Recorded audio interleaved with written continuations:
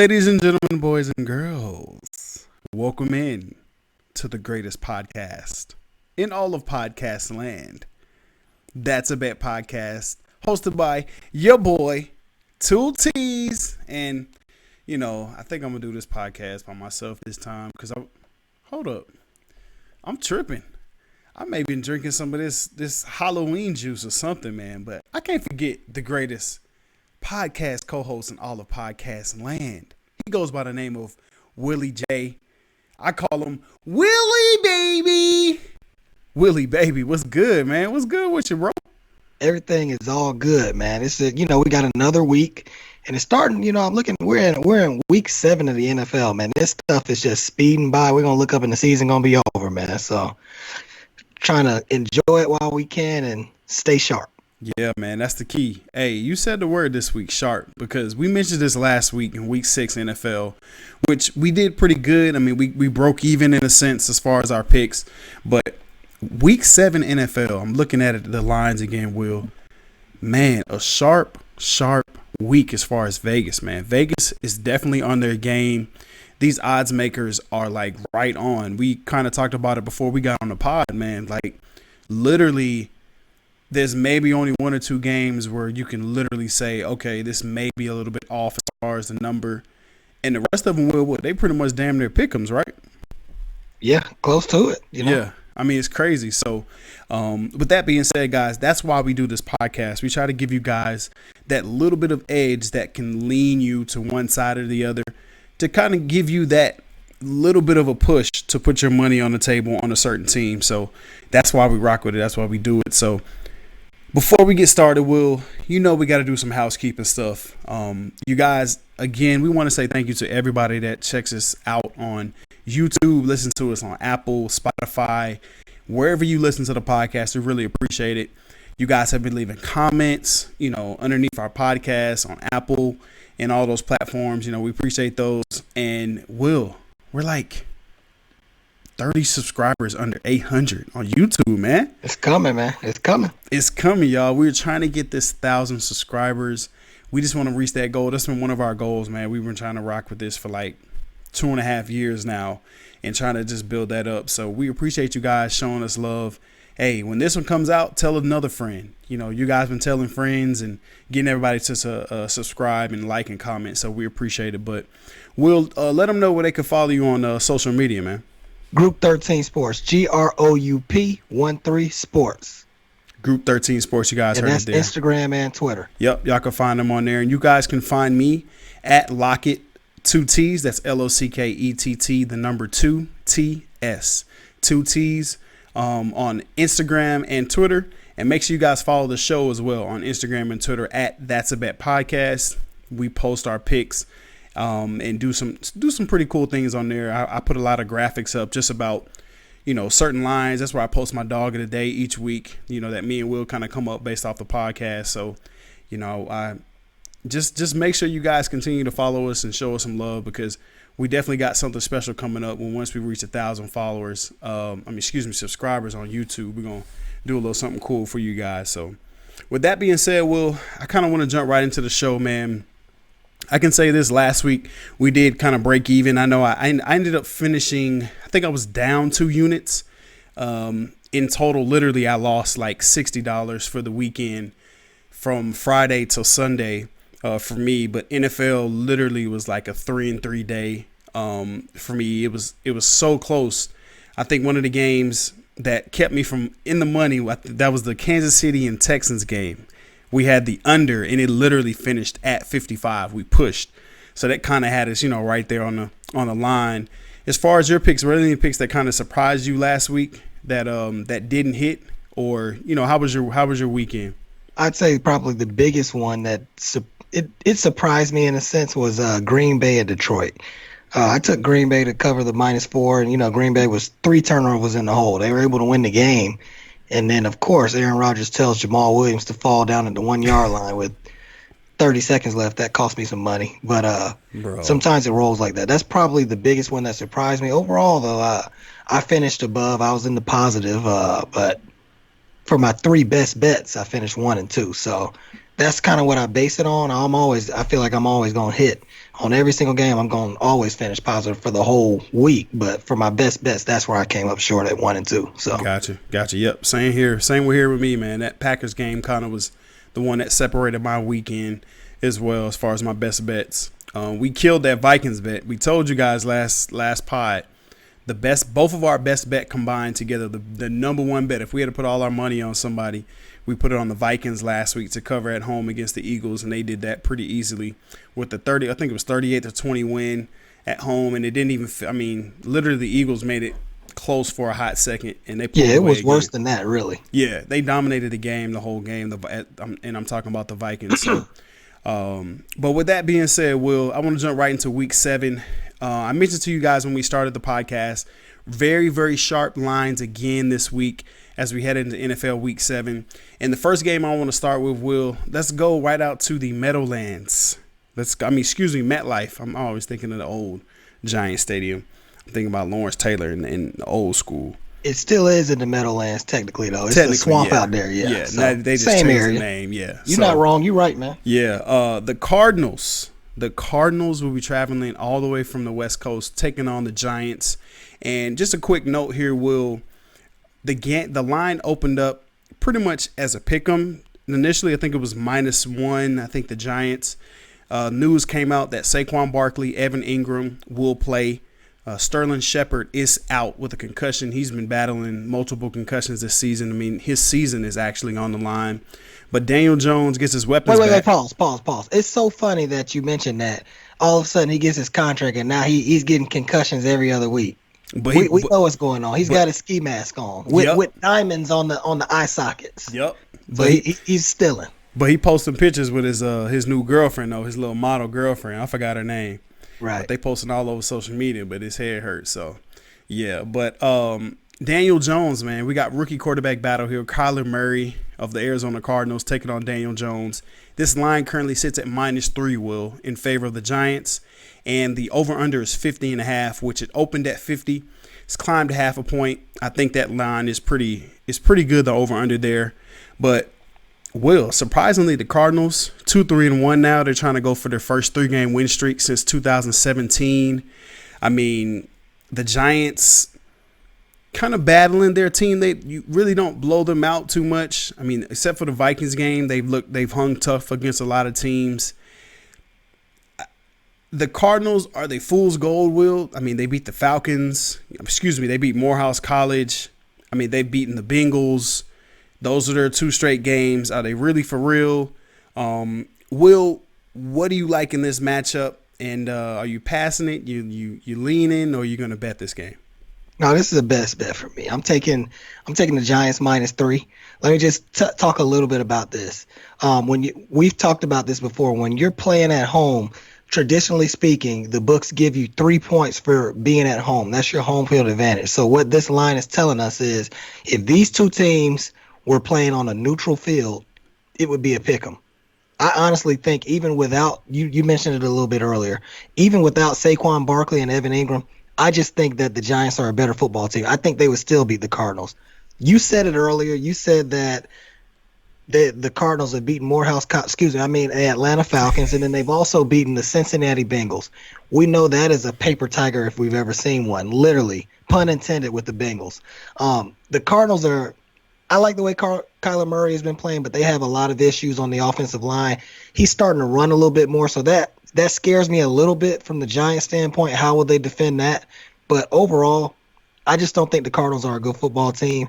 And with arguably the Giants getting the best player in the league that's not a quarterback in terms of impacting his team, the point differential when you add Saquon Barkley with a rookie quarterback who can dump it to him, hand it to him, and then that safety blanket, Evan Ingram. I love Daniel Jones looking at him down the middle. He's got almost all his playmakers. Golden Tate looked great against the Patriots last week. He was the only target, but hey, he still had a good game, right? Yeah. So playing at home, Arizona making that cross-country field trip to the New Jersey Meadowlands at MetLife Stadium, I just think that this is an easy cover for the Giants. I'll take them -3.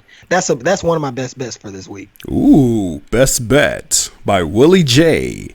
Hey, Will, I can't agree with you enough on that. This is also one of my best bets, especially with the news coming out today that Saquon, all world Barkley is back. And Evan, I'm really not a tight end, but a receiver, Ingram. I think this game is actually going to kind of get ugly. I think this is going to be one of the more lopsided games.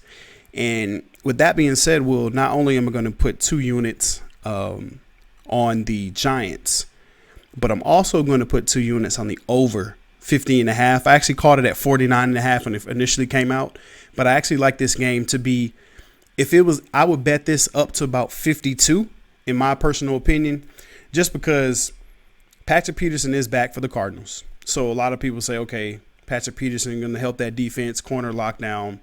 But one thing people don't realize is Patrick Peterson isn't the same guy he used to be. I mean, let's remember now, he's pushing almost 10 years in the league. He actually had to lose weight because he was having an issue with a medical condition that he had. It's taken a lot of his explosiveness. If I don't know if you guys have actually watched him. Golden Tate's an inside slot shifty receiver. He can go outside, but I don't think they're going to put Patrick Peterson on Evan Ingram, and I don't think they're going to shadow Saquon Barkley. For me, though, because both defenses are so bad, I really love the over just because the Giants are third from the bottom in pass defense, and the Cardinals are right there to like 6th. So you do the math on that.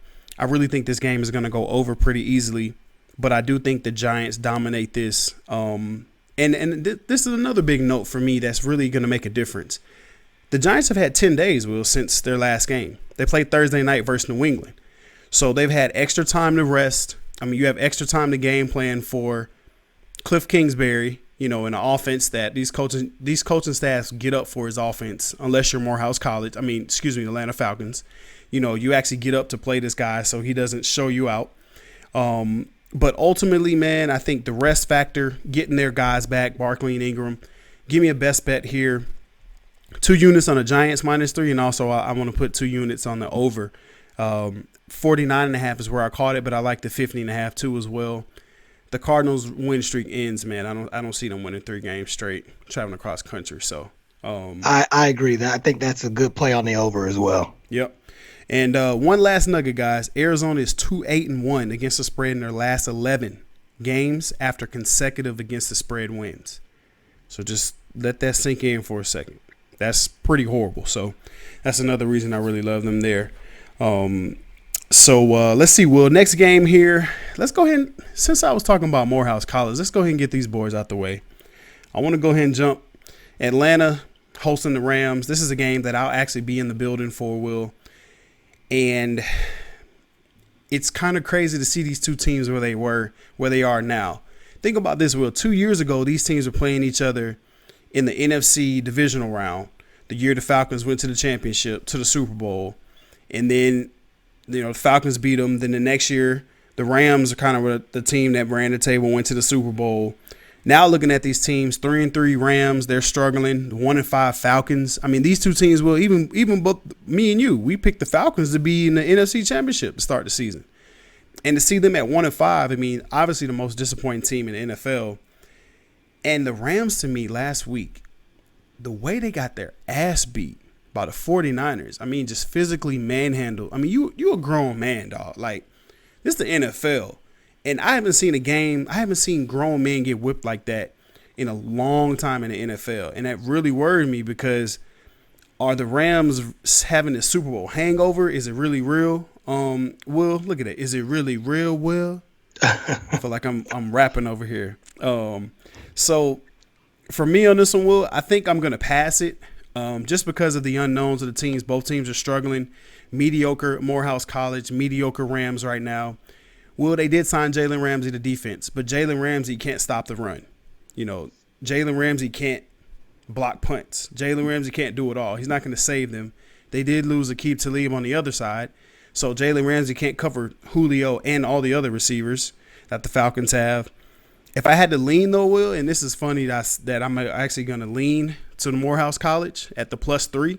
The Rams are favored on the road, but I can't touch it because I don't trust Dan Quinn. As long as Dan Quinn is sitting on that hot seat still, which he's probably done burnt up already, I can't actually bet Morehouse College, but I'll lean Morehouse College +3. Not really a whole lot to say here, but I'll give you guys this nugget, Will, before I let you roll. Will, the Rams are 0-5, straight up, versus the Atlanta Falcons the last 5 times they played. So that gives you guys anything. And the Falcons are 8-1 against the spread in their last 9 games versus when they're a home underdog. So they've only lost once in their last 9 as a home underdog. And the Eagles game was won earlier this year. That's the only game they won this year. They were underdogs and they won that game. So I'm leaning Morehouse College, but Will, I think I'm probably going to stay away from this one, man, and pass it. What you got for it? How dare you lean the Morehouse Maroon Tigers? After you've seen what they've done all year, how dare you? They are 1-5 against the spread this year. For me, this is a best bet. LA Rams. I'm fading the Falcons. And this is a psychological bet for me. Psychological and gut. Let me add that. This is just a gut bet. Reason why I say that, you got to look at both teams and what's going on with them. The Falcons just played the Arizona Cardinals and lost. If anything, that would have been their game where they start to get a little momentum. They say, okay, hey, we're getting back on track with a win.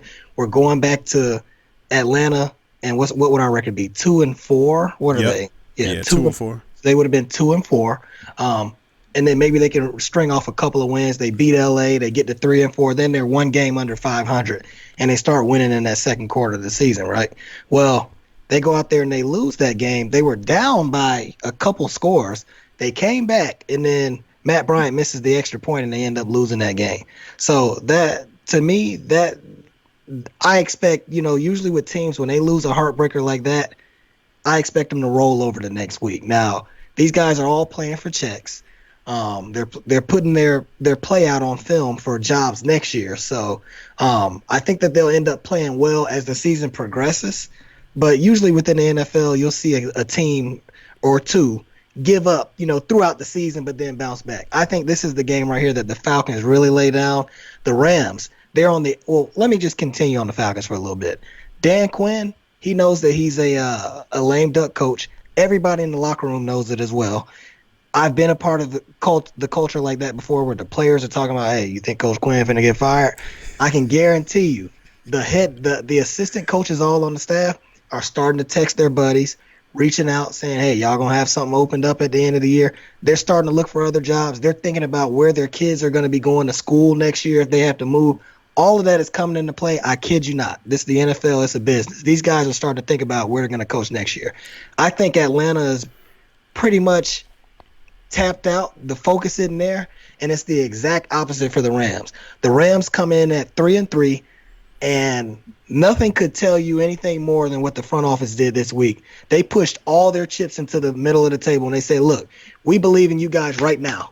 We're trying to make a run for the Super Bowl. We're bringing in a DB that we think is the best corner in the league, and you guys got to fucking get it rolling. Let's go. So I think that this is a big-time game for the Rams. They get back on the winning side of things.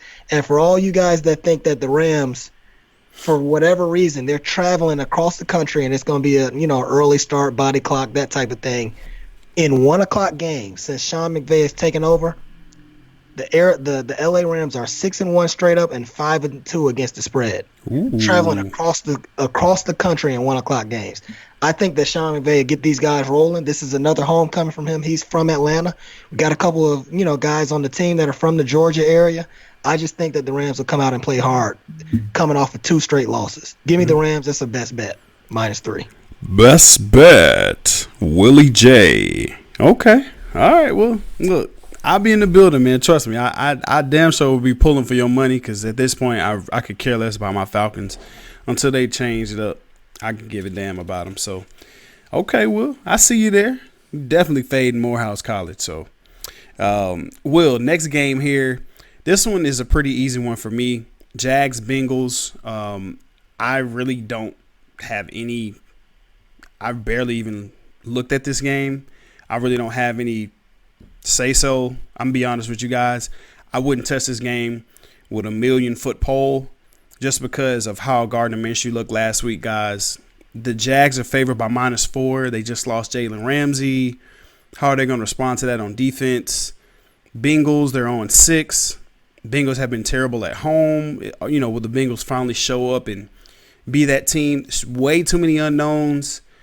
Will Minshew go back to the old Minshew? Is the tape out now on him? They know how to scheme up against him usually rookie quarterbacks, after about 3 games, you'll see him regress. Kyler Murray had it for a second. He came out rolling, then he regressed a little bit. The film was out. For me, Will, this is a big pass for me. I highly recommend you guys passing on this too, just because I really don't have a lean or anything. Will, this is a pass for me. Jags, Bengals, man. What you got? I don't have much on this game. You hit the nail on the head. Gardner Minshew ended up showing up exactly to play like the 6th round draft pick that he is. There's a reason he was drafted that low. Teams start to figure you out once they get a little bit more tape on you. And for me, this is a pass. I will say this, though. For you guys that like Jacksonville in this situation, maybe the first half play is the play for you. The reason why I say that, in the last 3 games, he has not scored a touchdown. So what they're doing is they're getting garbage touchdowns in every game. And sometimes they get the backdoor cover like they did last week with Baltimore for us. But this is a team that is not good. And, at the end, I think what the biggest thing this tells us is that joker they got as the head coach, Zach Taylor, is in over his head. He doesn't know his head from his ass. Because, Lockett, what does that tell us when you look at a guy, they don't score. One-line this Willie. Is supposed to be an offensive genius. Why they hire him? Because he used to hold Sean McVay's jockstrap last year on the Rams. That's why he's the head coach of the Bengals now. So I don't think the Joker knows what he's doing. And I think the last 3 games has told you that, because we know what happens in the first couple quarters, 3 quarters. Usually the scheme, the game plan, that's what comes out. And the Bengals are not scoring. All that does is that just thinks that puts in my head the preparation and what they're doing with the game plan. So if anything, I'm passing this game, but if I had to do anything, I would bet the Jacksonville Jaguars for maybe the first half, or maybe you bet them for the first quarter, second quarter, anything like that. But overall, I don't like Gardner Minshew, and I ain't touching nothing that has to do with Cincinnati. So this is a pass for me. Yep. And you guys is really thinking about betting it too. One last thing, some nuggets here. The Jaguars are 4-14 straight up in their last 18 games. So that little magic period where they won those games with Minshew, it was kind of an anomaly there. The Bengals are 1-7 against the spread in their last 8 games at home. So they just don't win at home. But the Bengals are 6-1 against the spread in their last 7 games as underdogs. So like Will said, they've been doing this backdoor cover stuff. But it's definitely a pass for me, a pass for Will. And I would highly advise you guys to pass this game as well. Next game, Will, this is probably one of the most contested and toughest games to actually handicap for me this week, given what they did last week. But the Vikings are traveling to Detroit. They're taking on the Lions. This game opened up at -1. But currently, the line currently now actually opened up as a pick'em. And now people have been heavy, I think, on the Lions in this one. And it's actually moved to -2. Excuse me, they've been heavy on the Vikings. They -2 currently, and the over/under is 43.5. Will. So, Will, do you like anything for this one? You passing? You betting? This is a pass for me. Or it's kind of a lean. I would pass, but if you made me bet on this game, I would take Minnesota -1. That's just too juicy for me. We talked a little bit about this before in 1:00 games. I mentioned this last week. Kirk Cousins is 31-16 against the spread in 1:00 games. In any other time slot, Kirk Cousins is 10-20. This is a 1:00 game. They're playing indoors, which is a familiar type of setting for the Vikings. So I think this will play to their favor. Another thing, whenever I look at the Vikings, the jewel of this franchise is Mike Zimmer. He is the best coach against the spread since he's been a head coach in the NFL. So Money while Mike. I said this is a pass game for me, if I had to bet, I would bet Minnesota. Also, I want you to take a look at this. Detroit, okay, the narrative's going to be they're a good team. They should have beat the Packers last week. They got screwed. They're going to come in this week at home and play well. But what do we know about the Detroit Lions? The Detroit Lions are going to be Lions at the end of the day. They might have got screwed on some calls, but they beat themselves when they had those turnovers in the first half last week and didn't convert them to touchdowns.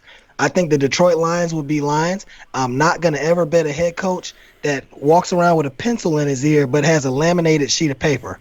That's absolutely ridiculous. I'm not betting that. And one more thing. If you wanted to bet on this game, another strong play that I think is Minnesota, or excuse me, the under. Minnesota is 9-0-1 in their last 10 games on the road. That's just something to think about. And one more thing. I talked about this earlier with the Green Bay Packers being -3 in the turnover department to Detroit last week. Well, guess what? Detroit is 7-17-1 against the spread after a game with a turnover margin of +2 or better.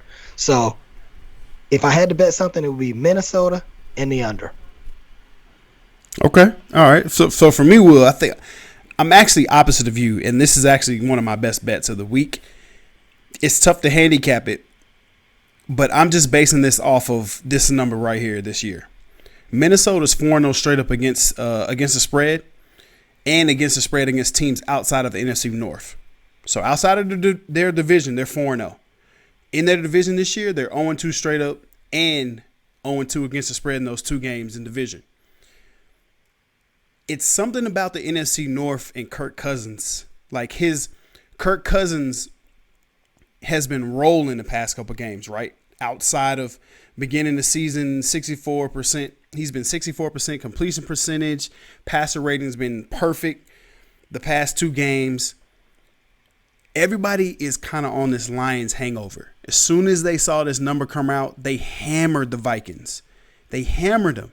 And one thing I've learned, Will, over these past couple of years with the Vikings, whenever it's like a total landslide on the Vikings, because even last week, people don't realize it. Me and Will was on the sharp side, picking Minnesota to cover that easy line. Most of the money came in on the Eagles last week. If you guys actually go back and look at it, the Eagles were getting heavy money on the road to cover. When the money's on Minnesota, they drop the ball a lot of times, in my opinion. Now, Mike Zimmer has a good against the spread record, but the few losses that he has over the years with the Vikings have come all in the division. Green Bay, Bears, and the Lions give the Vikings a lot of trouble. And now that I look at this, the Lions should be 4-1 this year against the spread. They should be. They tied the Cardinals, and they had that heartbreaking loss last week to the Packers, which they still covered. For me, I think it comes down to three key things right here, Will. Can Stephon Diggs beat Big Play Slay on the outside consistently? If he does beat him, can Kirk Cousins get him the ball? And lastly, can the Lions block Danielle Hunter on the edge? If they can slow him down on the edge, I think the Lions actually pick apart the Vikings pretty easily here. And for me, Will, I think it's one of those games. I think they actually bounce back, and they're actually going to have an opposite effect. I think they're going to rally around each other. And I think Kurt and this rhythm is going to actually stop. Give me the Lions, one of my best bets of the week, +2 here.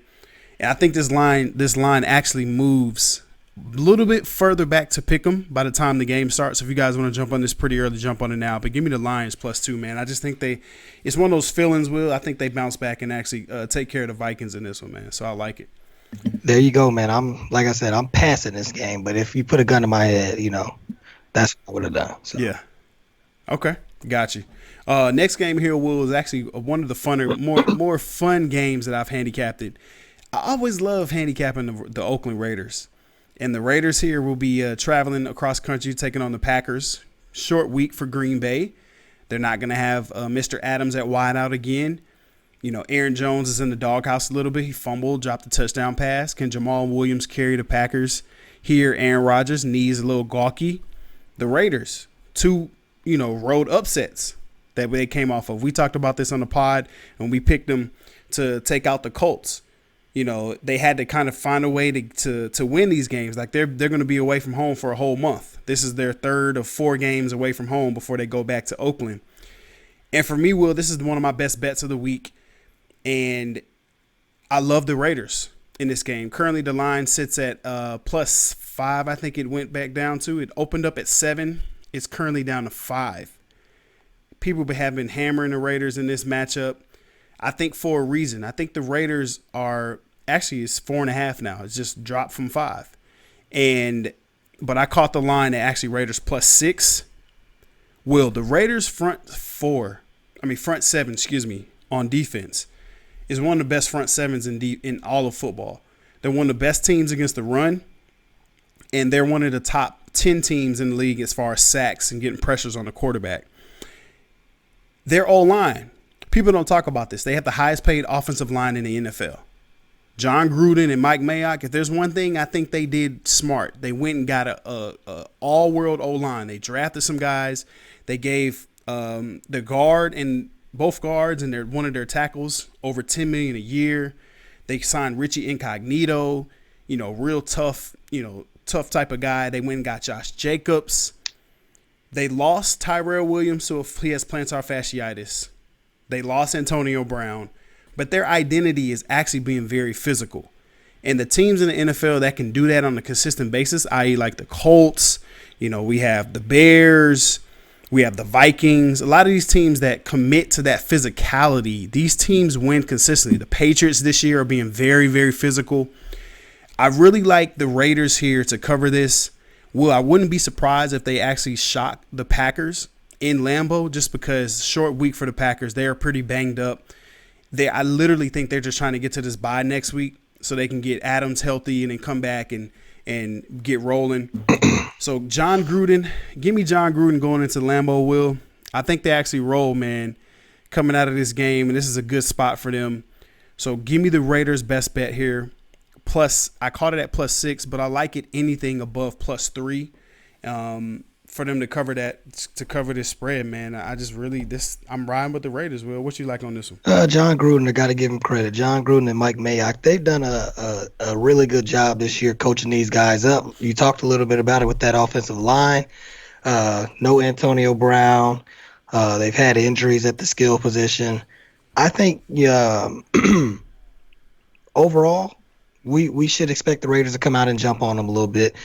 I'm not betting the Oakland Raiders. I just can't do that. But I will say this, to speak to what you said earlier, road underdogs this year in the league are currently 67% against the spread. So those are really strong numbers when you think about that.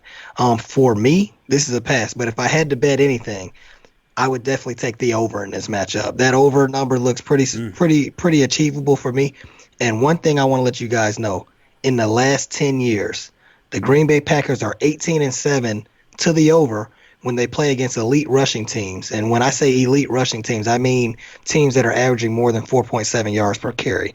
And the Raiders fit that bill. Ooh. So I like the over in this matchup, just playing, if I'm just going to play numbers. And I think Green Bay will button itself up a little bit more, and they won't turn it over like they did last week. And that'll lead to scores on both sides of the ball. Being that Oakland did not play last week, they've had some time to prepare for the Packers. So I think both teams will be able to move the ball, and this will be an exciting game at 1 o'clock in Lambeau. So I'll take the over. Ooh, and just to kind of piggyback off of playing numbers here with Willie J, with his over lean, the total has gone over in the Raiders' last 5 games versus the Packers, just historically. So for me, guys, I see little stuff like that. Those type of nuggets really, when you hear somebody say they like one way and then you look at a stat and it kind of historically has been that way, it usually gets me to try to lean that way or bet that way too. So I might rock with the Raiders here plus the +6 I caught it at, or the +4.5 where it's at now, and then the over 2. Might put that in a little teaser or something like that as well. So I think I like that over. It's jumping out at me, man. Next game, Will, this is a pretty straightforward. This game to me, I wanted to take it just because of the team that's actually at home, the Redskins, and how dominant the 49ers were last week.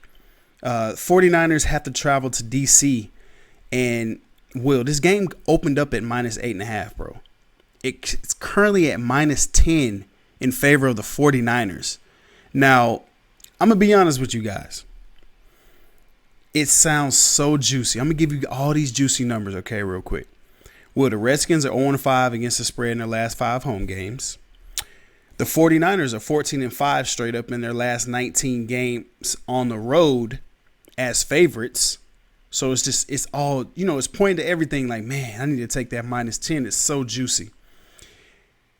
The under, which I really love in this game, has gone under 3 of the 49ers' last 4 games versus the Redskins. Average combined score 35.75. So that sounds juicy. It's so many little stats here that are like, man, I'm gonna bet that -10 and it's gonna go under. But I'm here to tell you guys, the 49ers O-line, they're gonna be down 3 starters this game. That's one.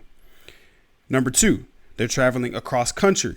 Again, and historically, teams that have had to go across country within 3 weeks, that's the stat. So because they played the 49ers last week, but the week before they had to come across country to play who they played the week before, Will? The 49ers? Was it the Browns? Was it the Browns game? They played the Rams, and then before the Rams, the Browns came to them. Okay, the Browns came to them. Excuse me. So what I'm trying to say is going across country after a double-digit cover is what I'm trying to say. Teams in the last 3 years, teams are 4-16 against the spread in covering. It's just hard. And then you're getting up for a team that's not good at all. The Redskins are just not good. People talk about, oh, they got their first win. They look good. Guys, they played the Dolphins. And the Dolphins should have beat them. They went for 2, and that's one of the reasons why the game didn't go into overtime. I just think in this match, it's a pass for me because of the unknowns. I don't know what Redskins team is going to show up. The Redskins team actually is pretty darn good against the run. They're in the bottom 5 against the rush. The best thing the 49ers do is run the ball, Will. I can't touch it, man. I'm passing it. I don't know if you got any bets on it, but if I had to lean one way, I would lean the Redskins +10. Well, what you said, that makes sense because this total is too low for a team like the 49ers who are down a bunch of injuries to cover that.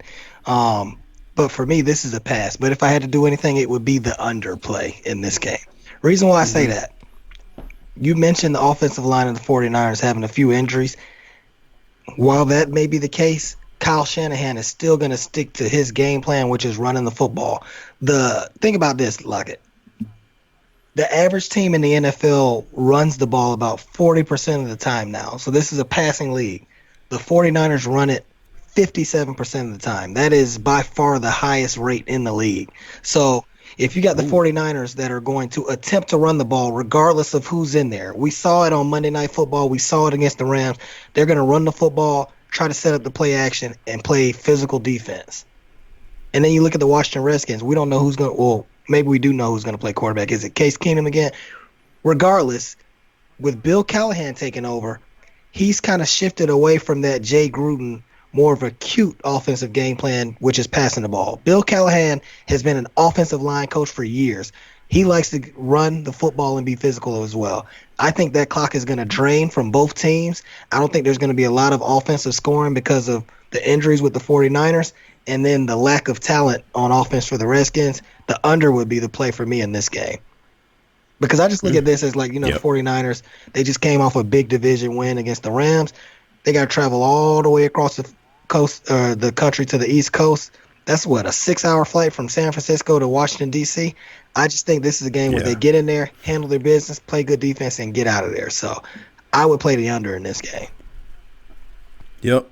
And, Will, I think this game, let me see what time. Yep, it's a 1 o'clock game, too. So it's an early game, slow start. I'm actually going to take a long look at this first half bet, Redskins. I think it's going to be probably +4, somewhere maybe +3, somewhere in that range. +5 first half. I'm gonna take a long look at that and may post that on social media too. Shoot, so, if it's 10, man. Shoot, I'm saying they might give them 6. So. Yeah, you're right. Yeah, I may have to. I may take a long look at that because, especially running the ball slow. If the Redskins score first, they should cover that 6 pretty easily too. So, that's gonna be interesting to look at. All right, well, next game, let's go ahead and get the other sorry team out the way. Miami Dolphins traveling to Buffalo. This one for me is going to be a best bet for me, Will. Game opened up at -15.5 for the Bills. It's currently sitting at 17, so people are hammering the Bills on that against the spread. And the game is currently sitting at over/under 41. Best bet for me, Will, under 41 in this game. It's not even hard for me to pick this. 17-16 loss last week to the Redskins, Miami. another embarrassing loss in a season that's just hitting rock bottom right now. I mean, they look terrible against a winless Washington squad. I mean, yards, points, all that. Josh Rosen got benched for Fitzmagic. Rosen threw for 85 yards, 2 interceptions, and got sacked 5 times. Will, and this is the Redskins, y'all. Like, I'm not talking about the Patriots. Now, Fitzpatrick came in, looked good. He rallied them back from 17-3 in the fourth, and had a chance to win it with 6 seconds. Coach went for 2. It was kind of one of those games where it was like, hey, we might as well do it. But for me, Will, they're traveling to Buffalo. One, it's getting cold up there. And Miami just doesn't play well in cold games. They've only won 2 games in the past 3 years in temperatures under 40 degrees. It's projected to be in the mid to high 30s on Sunday. 4-1 Buffalo coming off a bye. Josh Allen's, healthy, back from his concussion. He came back, but, give him an extra week. The total here, Will, I just think 41 is so interesting in the sense that a lot of people see that number and they're like, what, man, 41? It's the NFL. I mean, that's 20 points and, 21-20. But the Dolphins are right there in the bottom of the NFL in point score this year. They're the rock bottom. They've scored the fewest amount of points in the NFL, Will. So the Bills defense, one of the most dominant defenses in the NFL. You saw what they did to the Patriots offense. And for me, that's kind of the deciding factor. And one of the biggest things I can say. So this is probably one of the biggest nuggets I think I've read handicapping this whole week. So the Bills are perfect under record of 5-0 so far this year. And both of these teams this year combine a 9-1 under record this season. This is going to be probably one of the ugliest snoring type of games I think of the year, bro. So this is another one of my best bets. Probably my best bet of the week. My lock of the week is, if I had to put all my money this week on one play, it would be under 41. Dolphins, Bills. Will, you can take that to the bank, man. What you like? I think that's a good play.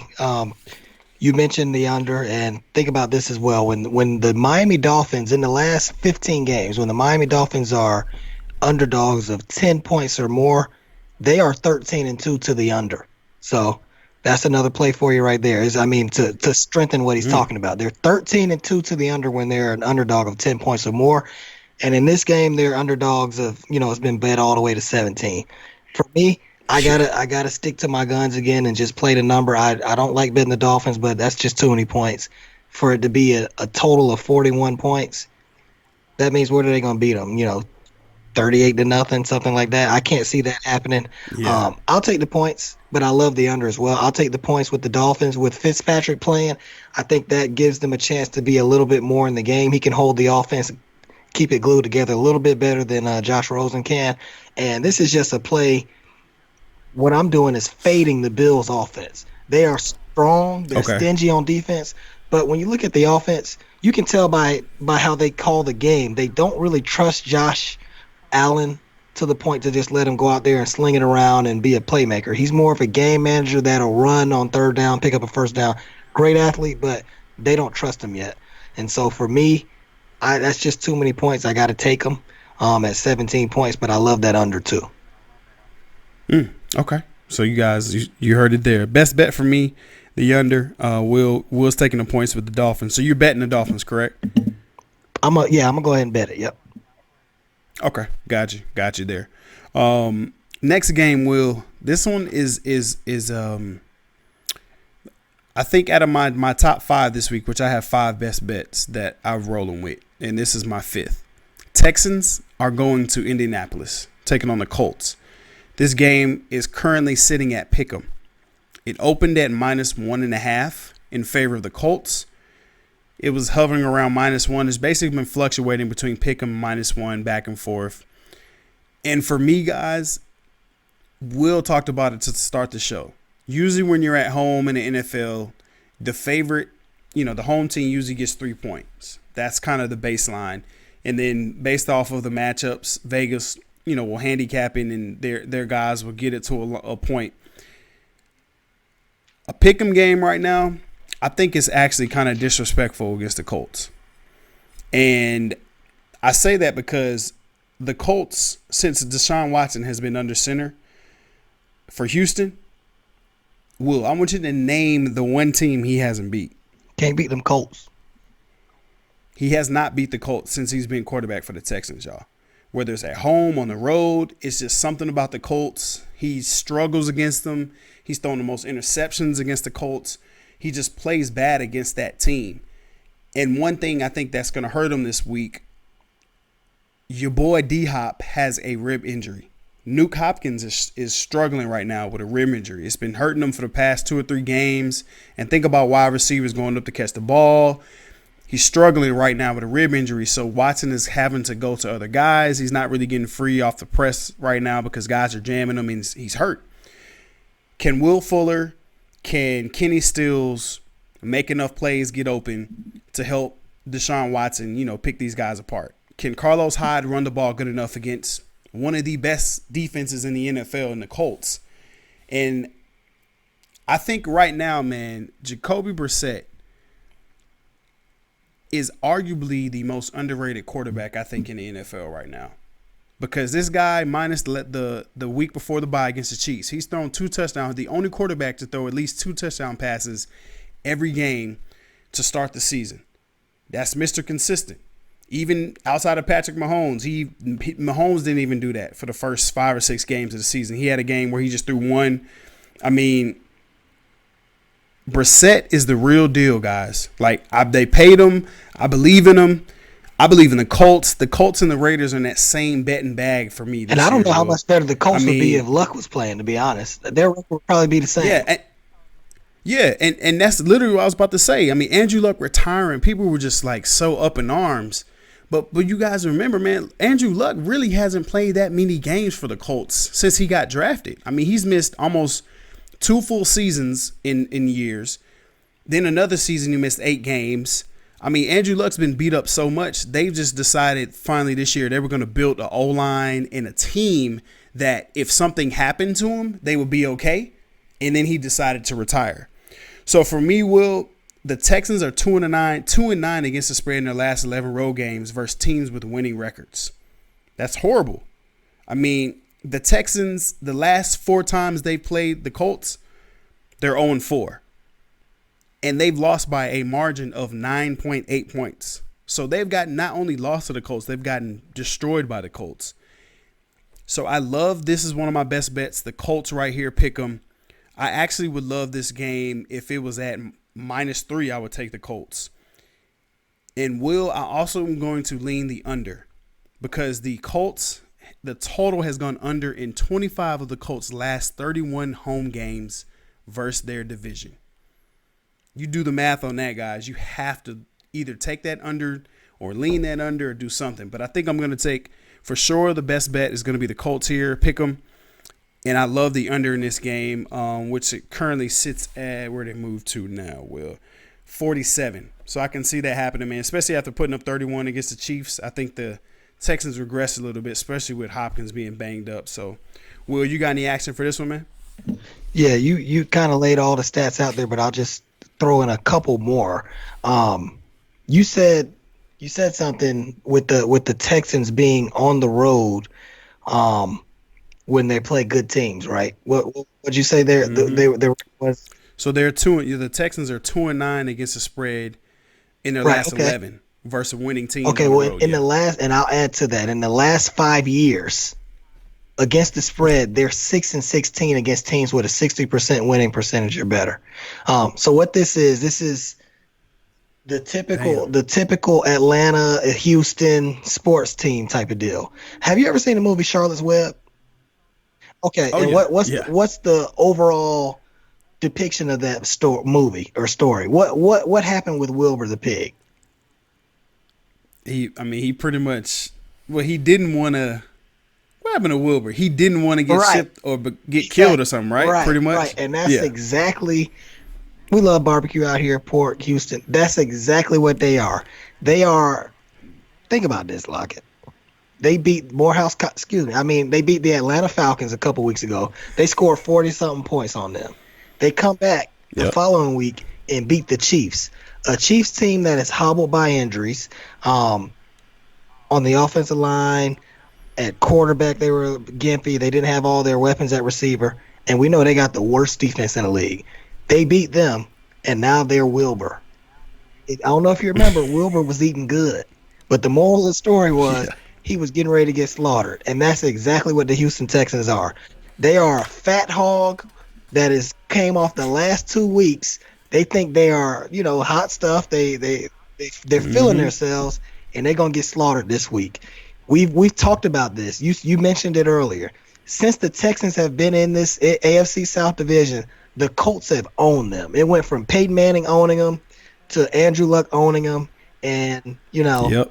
I think that continues a little bit more. The one bet that I do like in this matchup, first of all, I love the Colts, but I love the under as well.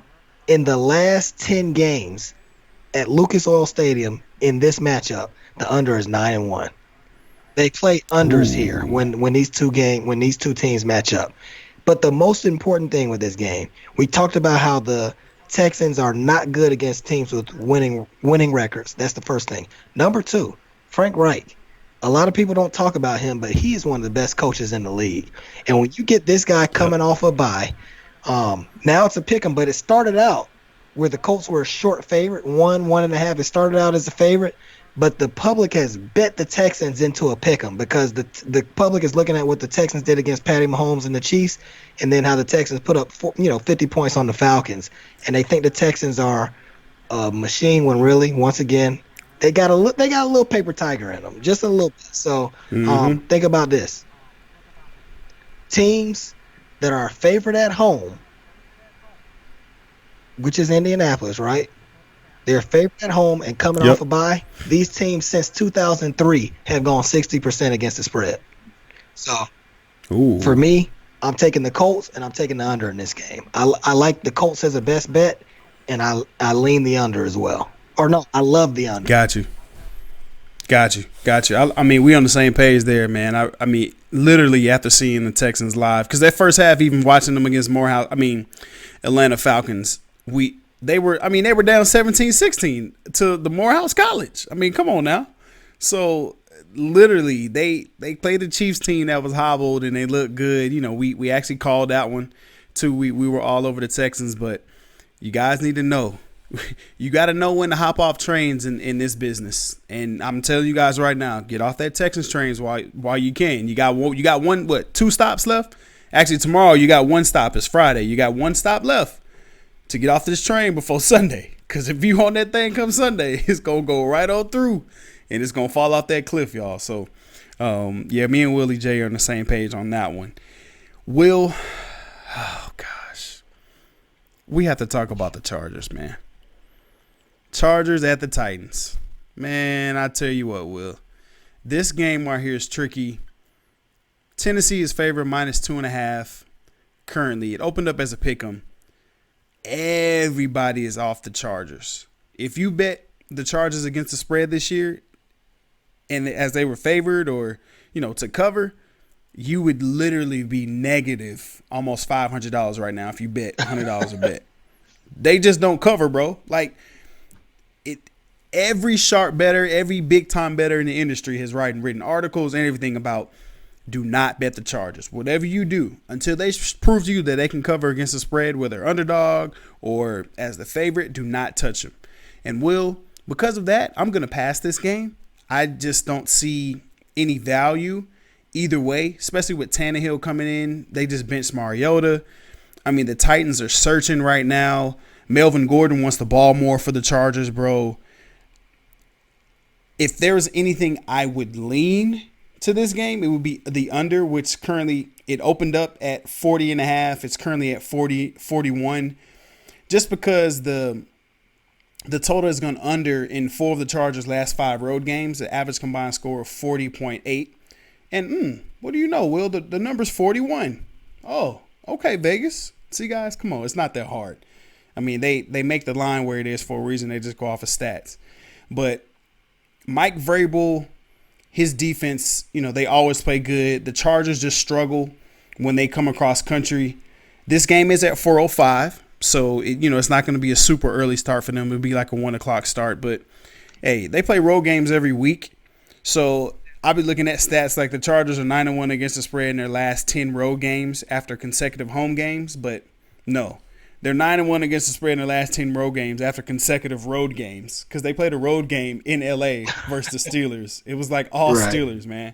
So I just don't trust Tannehill. I mean, I think even last year we had like some theory about you do not put your money on Ryan Tannehill. He's just sorry when he was with the Dolphins. So for me, it's a pass. It's too many unknowns for the Chargers. They're banged up. Will, you got any action on this one? I'm gonna pass this, but I don't know. I'm leaning. I'm leaning towards taking the Chargers and the under in this game. But you talked about all the reasons you stated. You left out a major one, and the major one is Anthony Lynn. I can't bet him. But like I said, if you put a gun to my head, I would take the Chargers. Reason why I take the Chargers in the last 15 games on the road against the AFC South, the Chargers are 12-2-1. Wow. Think about this as well. The Tennessee Titans, in their last 15 games at home against the AFC West, they're 2-12-1. The Chargers are 5-0 to the under. You talked a little bit about the under. The Chargers are 5-0 to the under against defenses that force more than 1.9 turnovers per game. The Tennessee Titans force 1.9 turnovers per game, right, on defense. So I like the under and the Chargers play in this game. Just another thing, in a head-to-head trend, in the last 11 games, the Chargers are 10-1 against the Titans, and they're currently on a 9-1-1 against the spread run against the Titans. So Chargers have dominated this matchup, and just like I said, I'm going to run those numbers by y'all one more time. Against the AFC South on the road, the Chargers are 12-2-1, and against the AFC West, the Tennessee Titans are 2-12-1 at home against the spread. So I'll take the Chargers in the under in this game. Okay. All right, Willie J. I see you over there trying to ride with this broken trend. So I guess Will thinks this trend is going to end, and the Chargers stinking it up. It got to end at some point. I feel you. I mean, and the Titans is the type of team that it can happen with because you don't know who's going to show up with they sorry asses. So, all right, Will. This game right here, I think this is going to be the funnest game of the weekend. The Baltimore Ravens traveling out to Seattle, man. I really think Lamar Jackson versus Russell Wilson. Your boy Earl Thomas returning to Seattle for the first time. I mean, that narrative. You got one of these two teams are in top 3 as far as rushing attempts in the NFL. Seattle's dropped off a little bit the past couple of weeks. They putting the ball in more hands of Russell Wilson. But currently right now, Will, this is a -3 game. This is literally the NFL home team advantage. Seattle's favored by 3, opened up at -4. Over under is 48.5. Will, you betting this one? You passing? You leaning, man, on this dynamic quarterback? I'm betting duo. this. I'm taking the Seattle Seahawks to cover this spread against the Ravens. I've talked about the Ravens all year long. I think they're a bit overrated when you think about who they've beaten. They started out beating the Dolphins, beat them 59-10. They beat the Cardinals. The Cardinals are not much. We talked about that. Lost to the Chiefs, got blew out by the Browns, and then they beat a second-string quarterback for the Steelers. They beat Cincinnati. Those are a bunch of wins against teams that aren't very good.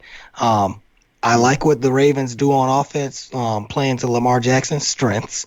But Baltimore, man, they ever since they moved Baltimore from Cleveland, and they were the Browns, and they became the Baltimore Ravens. This has been a team that staple has been playing good physical football and quality defense. This is the first year ever since I can remember, since they've been ever, that the Baltimore Ravens have not played good defense. They got one of the worst defenses in the league, and they do. For me, that's one of the things you got to bring with you. When you go into a tough road environment, you got to bring your running game, and you got to bring the defense. Those are the two things that they say travel anywhere. Defense and the running game. Yeah. And I just think in that environment, I think Seattle will thrive, and I think they'll cover that spread and spoil Earl Thomas's homecoming.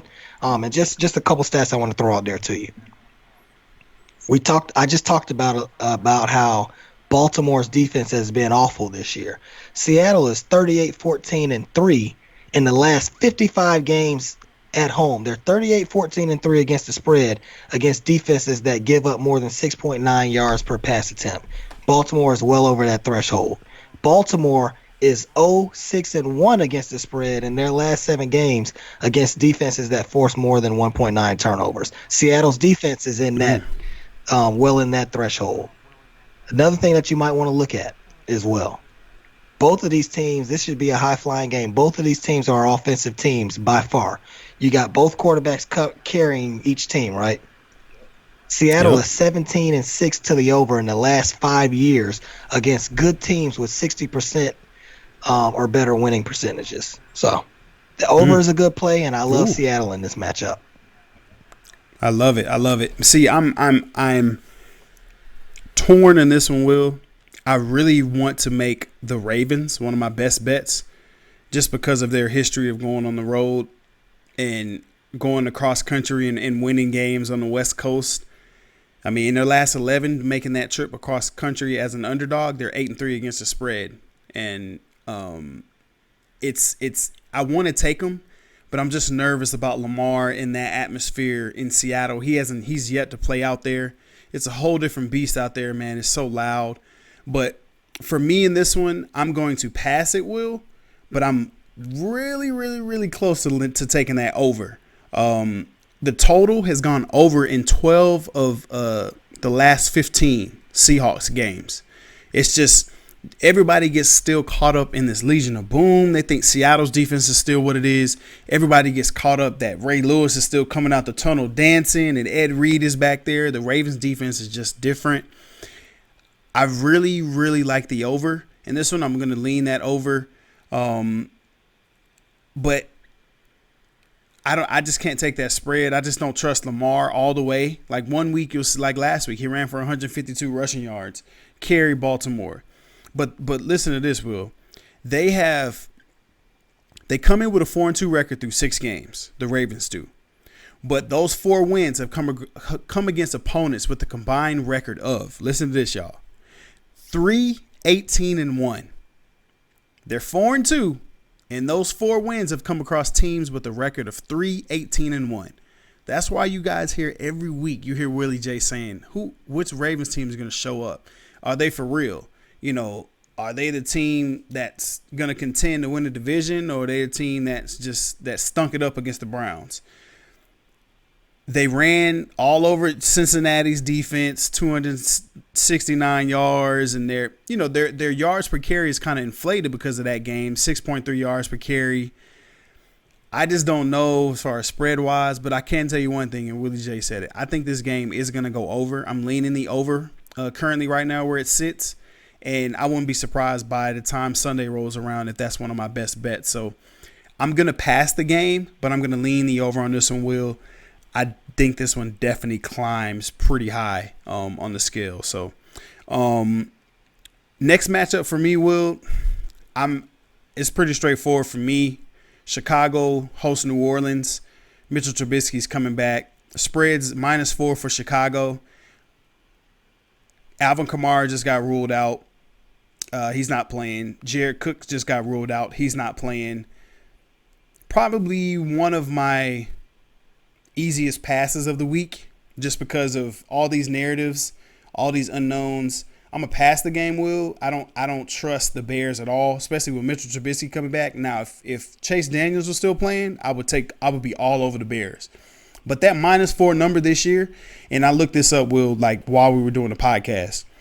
Every spread this year that's been -4, the team that was favored as -4 has only covered once this season, 1 out of 8. And I'm looking at the lines this week. The Jaguars are favored -4. The Bears are favored -4. Monday night, the Packers were favored -4. Packers didn't cover. So it's tricky, man. Those -4s is kind of like that number where they baiting you into it. It opened at 3 and then somehow it gets bet up to 4. So I'm going to pass it, Will, just because of that. I just had that weird feeling in my gut, man. You got anything for this game? No, this is a pass for me. You said it perfectly. Too many narratives in this game, too many unknowns. That's a game that I stay far away from.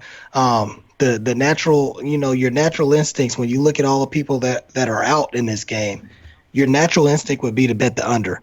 The under is probably a strong play, but this would be the type of game where it'll end up going over and come back and burn you in your ass because of all these unknowns. Yeah. So for me, this is a game where I'm going to stay away overall. New Orleans has been playing great defense this year.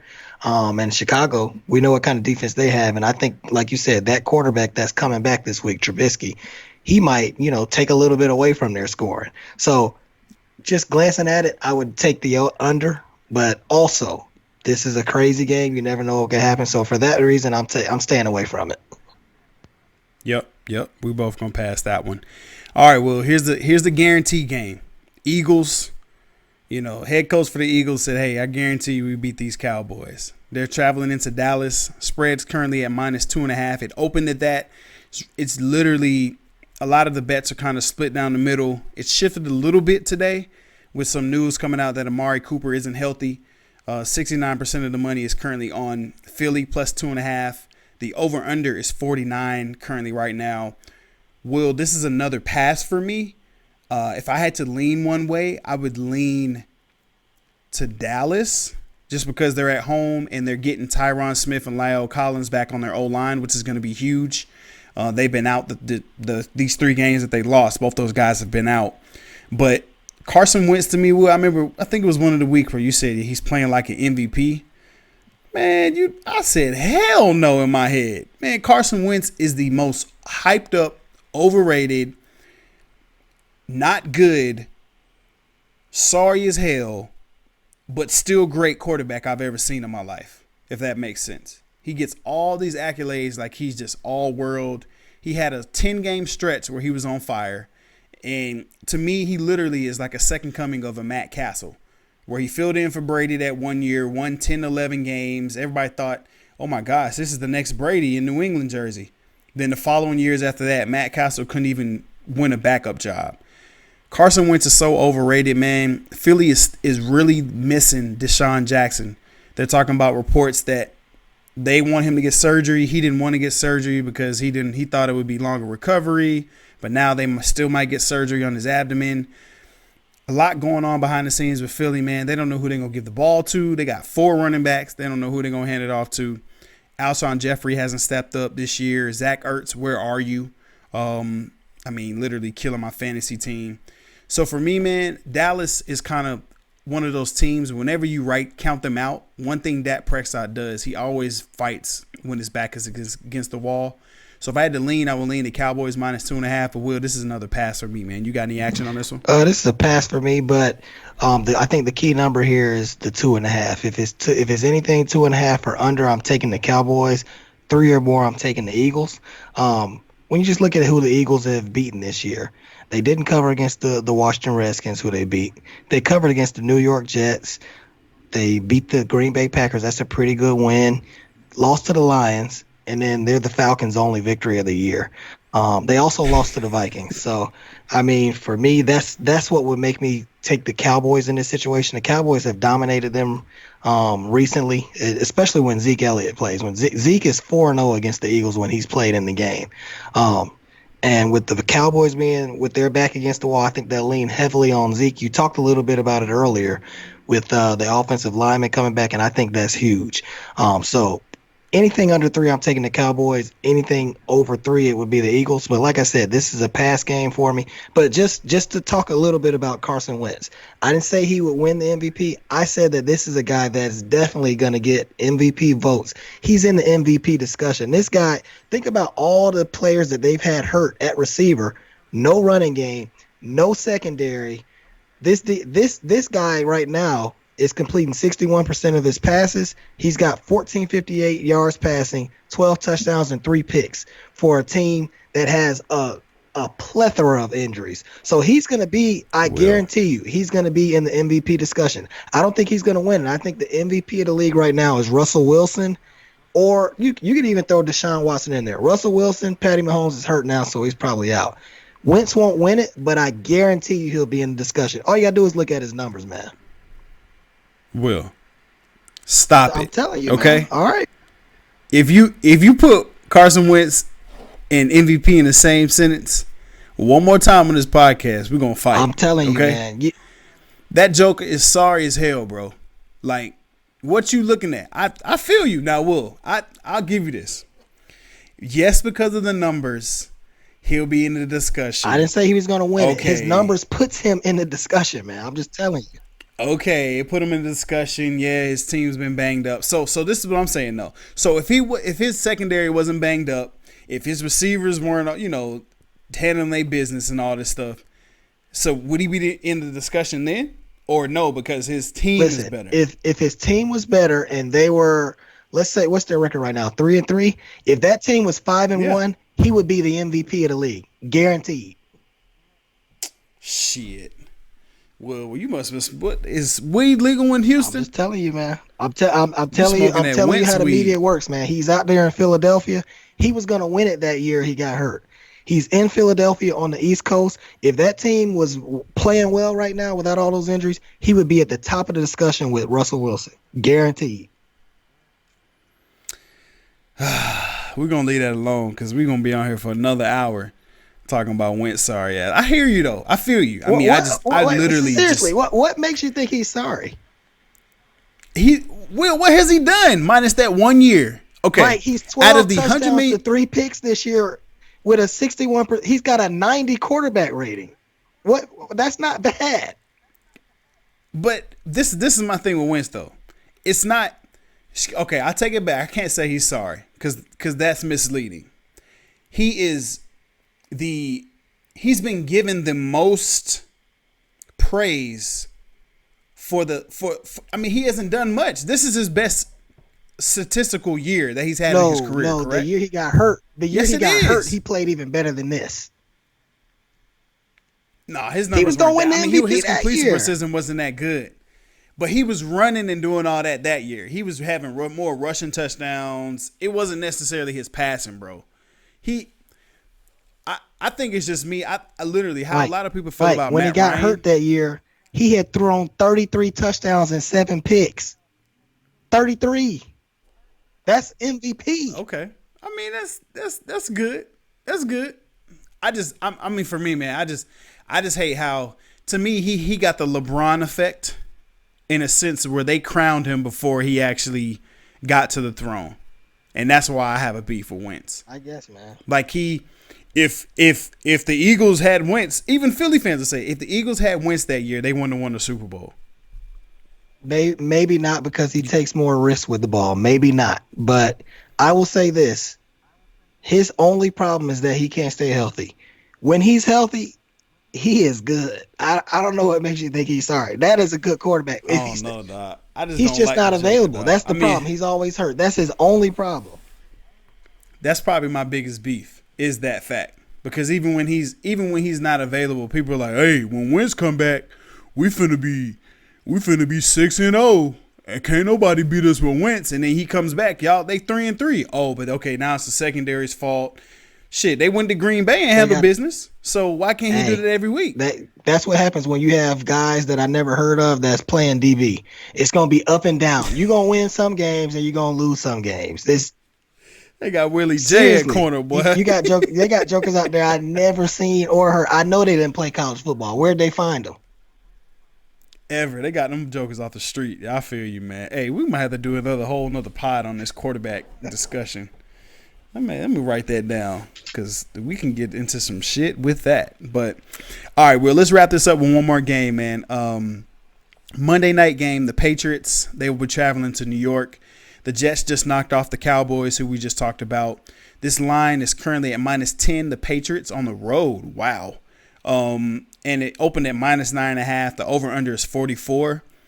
This is another pass for me, Will, just because of where that number is. I think at some point all these double-digit covers for the Patriots is going to catch up with them, and I actually think it's going to be this week. I'm leaning the Jets +10 at home.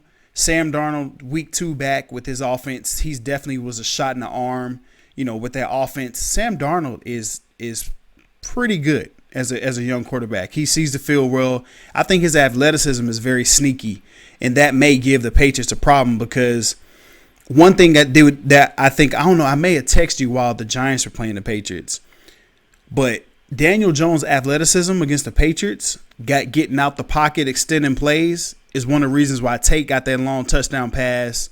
I mean, some of those downfield plays. So I think an athletic quarterback is going to give the Patriots a problem, and I think Darnold can do that. So I'm leaning the Jets plus 10 here.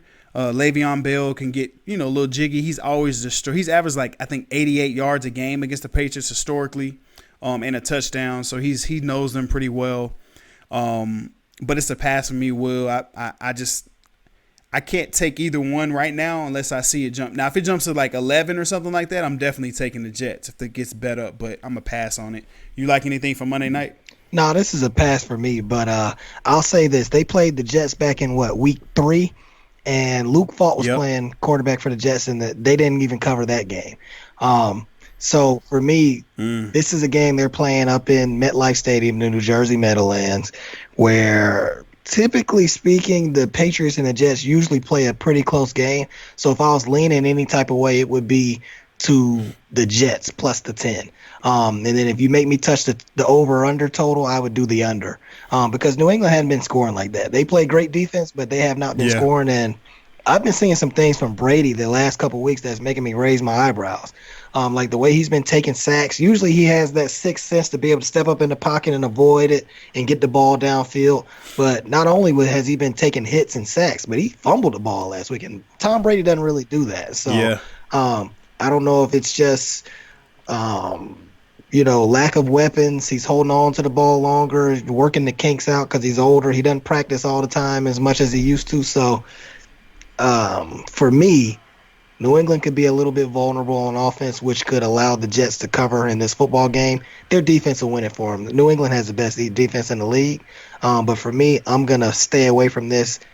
You put a machete to my throat and a M16 to my head, I'll go ahead and take the Jets plus 10. Okay. Yep. So you have it there, guys. We're going to pass on it, but we both kind of leaning the Jets there, and Will's leaning the under. So, hey, Will, great pod, man. This was fun. I hope you guys enjoyed our Wentz tangent. I just had to call my boy out. I couldn't let him just go with just talking about Wentz like that. But hey, that's what we do sometimes. But hold up, Will, you hear that music, man? I hear it, man. That's that Carson Wentz music, man. Oh, okay. Yeah, that's that Wentz wagon rolling in, huh? Yeah, right.